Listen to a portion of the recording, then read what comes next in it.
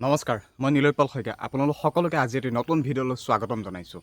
আৰু আজি এই ভিডিঅ'টোত ইণ্টাৰভিউ সম্পৰ্কত কিছুমান কথা ক'ম, কাৰণ বৰ্তমান পৰিস্থিতিৰ ওপৰত কেণ্ডিডেট বা সেই গোটেই অসমবাসীয়ে বুজিয়ে এতিয়া অনুভৱ কৰিছে যে ইণ্টাৰভিউসমূহ এতিয়া সঁচাকৈ নহ'ব, বহুত বেছি দেৰি হ'ব, বা CM ছাৰে এই ইণ্টাৰভিউ সম্পৰ্কত যিখিনি প্ৰতিশ্ৰুতি দিছিল বহুত লেট হৈ যাব নেকি, এনেকুৱা ধৰণৰ কথাসমূহ এতিয়া বহুত কেণ্ডিডেটৰ মনত আহি আছে। আৰু অহাটো স্বাভাৱিক, কাৰণ কিয় বৰ্তমান শিৱসাগৰ, যোৰহাট বা চৰাইদেউ এই অঞ্চল বা সেই জিলাকেইখনৰ কথা গম পাইছে কেনেকুৱা কি পৰিস্থিতি হৈ আছে। মানুহ মানে কি ক'ম আৰু, এইটো ভাষাহীন, একো বুজাই ক'ব নোৱাৰিম সেই কেণ্ডিডেট বা সেই জিলা অঞ্চলৰ মানুহখিনি কেনেকুৱা কি পৰিস্থিতি হৈ আছে। এতিয়া মেইন কথাটো হ'ল, তাত যিহেতু বানপানী হৈ গ'ল, সেইটো বানপানী নহয়, সেইটো আচলতে চুনামি অহাতে আহি গ'ল। মানে আমি নিজে গৈছোঁ, আমি নিজেই তাত সহায় হিচাপত যিখিনি পাৰোঁ কৰিছোঁগৈ। ভিডিঅ'জবোৰ চাইছে, তাত আপোনালোকে হয়তো অনুভৱ কৰিব পাৰিছে।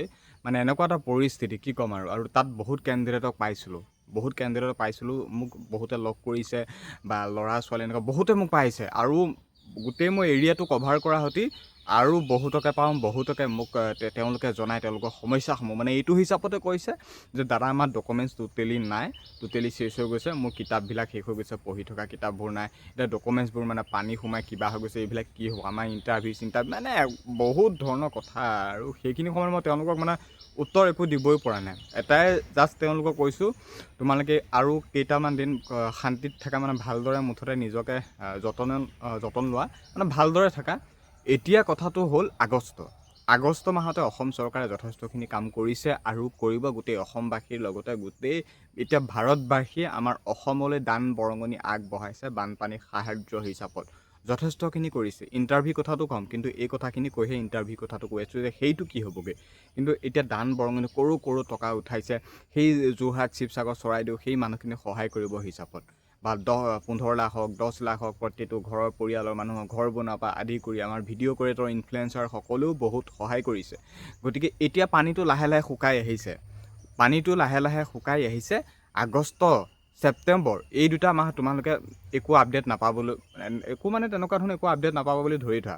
মানে আগষ্টটো এইটো মাহটো আৰম্ভ হয়, আগষ্ট মাহত কোনো ধৰণৰ একো আপডেট নাপাবা, কাৰণ এতিয়া সেই সমস্যাক লৈ জড়িত হৈ থাকিব। আৰু এতিয়া ইণ্টাৰভিউ কথা সোধাটো অসম্ভৱ।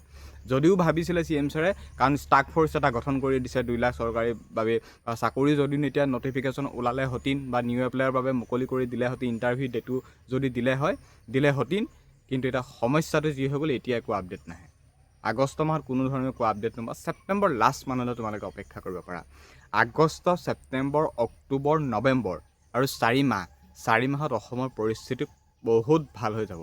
অসমৰ বুলি নহয়, সেই জেগাখিনি পৰিস্থিতি বহুত ভাল হৈ যাব। যাৰ য'ত যি হেৰাইছিল চৰকাৰে দিব, চৰকাৰে সুবিধা কৰি দিব, ষ্টেপ বাই ষ্টেপ দি থাকিব। ঘপককেনো চৰকাৰে এবাৰতে কৰিব নোৱাৰে ন। গতিকে ষ্টেপ বাই ষ্টেপ তেওঁলোকক দি থাকিব, ঘৰ বনোৱাৰ পৰা আদি কৰি তেওঁলোকৰ য'ত যি হৈছিলে মুঠতে সকলোবিলাক ঠিক কৰিব। 4 মাহত সেই পৰিস্থিতি টোটেলি মানে ক্লিয়াৰ হৈ যাব, বহুত ভাল এটা পৰিস্থিতি হ'বগৈ আগৰ নিচিনা। গতিকে ইণ্টাৰভিউ বহুত বেছি দেৰি হ'ব। CM ছাৰে দিয়া সেই প্ৰতিশ্ৰুতিখিনি এতিয়া আমাক মানে হাতে কামে নলগাব নেকি, বা সেই কামখিনি আমাক কৰি নিদিব নেকি। ইণ্টাৰভিউ সম্পৰ্কত যিখিনি কথা কৈছিল, 2 লাখেই হওক বা ভেকেঞ্চি ইনক্ৰিজৰ সন্দৰ্ভতে হওক বা ইণ্টাৰভিউ প্ৰথাক লৈ হওক, কাৰণ ইণ্টাৰভিউ নৱেম্বৰ মাহতো হ'ব বুলি কৈছিল, যিখিনি কৈছিল সেইখিনিও হ'ব। তোমালোকৰ ইণ্টাৰভিউ ডিচেম্বৰ মাহত ধৰিয়ে থ'ব পৰা, হয়তো অক্টোবৰ মাহত আপডেট পাই যাবা, ছেপ্টেম্বৰ লাষ্টত কিবাকিবি আপডেট পাই যাবা। মানে আৰু 2 মাহমান তোমালোকে এইটো আগষ্ট মাহটো ছেপ্টেম্বৰ লাষ্ট ধৰি থ'ব পাৰা।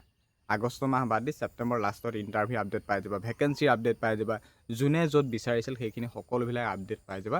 খালি এতিয়া পৰিস্থিতিটো যিটো মানে ছিটুৱেশ্যন হৈছে, আৰু CM ছাৰে লাইভ এতিয়া আহিব, আকৌ আহি থাকিব। CM ছাৰক এতিয়া ইণ্টাৰভিউ সম্পৰ্কত একো কথাই নুসুধিবা, কাৰণ যোৰহাট, শিৱসাগৰ আমাৰ এখন নিজৰ ঘৰ বুলি তোমালোকে ধৰি থোৱা। আমাৰ নিজৰ ঘৰত পানী সোমাইছে, আমিও ফচি আছোঁ, সেইটো হিচাপত ধৰি থোৱা। গতিকে CM ছাৰে হওক বা অসম চৰকাৰে যেনেকুৱা যিয়ে নহওক বা বিষয়ববীয়াক ইণ্টাৰভিউ সম্পৰ্কত এতিয়া কোনো ধৰণৰ প্ৰশ্ন নুসুধিবা, কাৰণ ছিটুৱেশ্যনটো তোমালোকে অনুভৱ কৰা। নিজৰ ঘৰত যেতিয়া পানী সোমাব, নিজৰ ঘৰত যেতিয়া আমি ফচিম, তেতিয়া অনুভৱ কৰিব পাৰিম। গতিকে ইণ্টাৰভিউ কেতিয়া হ'ব, কি হ'ব নহ'ব, এইবিলাক কথা এতিয়া একেবাৰে নুসুধিবা। হ'বতো হ'ব চিয়'ৰ, ডিচেম্বৰ মাহতে হ'ব। ভেকেঞ্চি ইনক্ৰিজো হ'ব, কামাণ্ডো হওক, ABB হওক, ফৰেষ্ট হওক, সকলোবিলাক ভেকেঞ্চি ইনক্ৰিজ কৰিব। খালি মাজত মাত্ৰ আপোনালোক যাক যিয়ে নকৈছোঁ কিয়, অপেক্ষা কৰা আৰু অলপমান দিন, মানে আগষ্ট মাহটো অপেক্ষা কৰা, ছেপ্টেম্বৰ লাষ্ট মানলৈ আশা কৰিব পাৰা। আৰু নৱেম্বৰ, ডিচেম্বৰটো ফুল্লি তোমালোকে সকলোবিলাক পাই যাবা।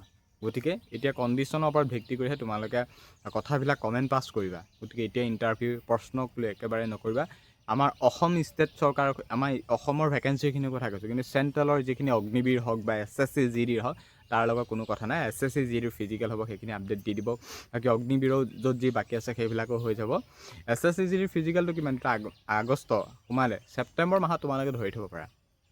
September to October SSC GD physical medical ধৰি থ'ব পাৰা। খুব সোনকালে SSCৰো আপডেট দিব।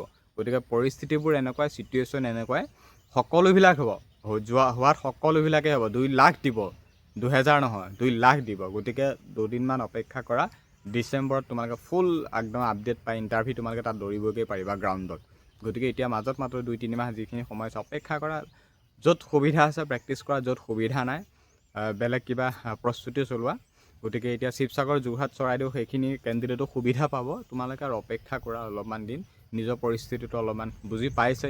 তেওঁলোককতো বুজাব পৰা মোৰ মানে কেপাচিটি নাই আৰু মই তেওঁলোকক বুজাব একো নোৱাৰিম, একো ৱৰ্ড নাই বাৰু। যি কি নহওক সকলো ভালে থাকক, সকলোৱে প্ৰস্তুতি চলাওক আৰু কোনেও কাকো এতিয়া ইণ্টাৰভিউ সম্পৰ্কত কমেণ্ট পাছ নকৰিব। সেই যি 3খন জিলা বা সেই যি 4-5খন জিলা আমাৰ বানত শেষ হৈ গৈছে, আমাৰ নিজৰ ঘৰ বুলিয়ে ধৰি থয়, সেইখন আমাৰ নিজৰ ঘৰেই হয়। গতিকে এতিয়া তোমালোকৰ অনুভৱখিনি নিশ্চয় বুজিব পাৰিছে, চিটুৱেশ্যন কেনেকুৱা। গতিকে সকলোবিলাক হ'ব, অপেক্ষা কৰা, ধৈৰ্য ধৰা, একো নোহোৱাকৈ নাথাকে।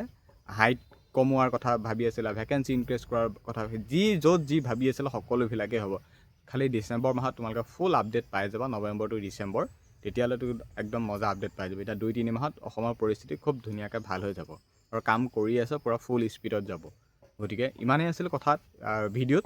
আৰু তোমালোকৰ ইণ্টাৰভিউ সম্পৰ্কত কিবা বক্স হওক, জোতা হওক, ৰানিং শ্বুজ কিবা কিবি লাগিলে মোক ডেছক্ৰিপশ্যন চেক কৰিলে হ'ল, সকলোবিলাক পাই যাবা। গতিকে আজি এই ভিডিঅ'টোত ইমানখিনিয়ে আছিল, ধন্যবাদ।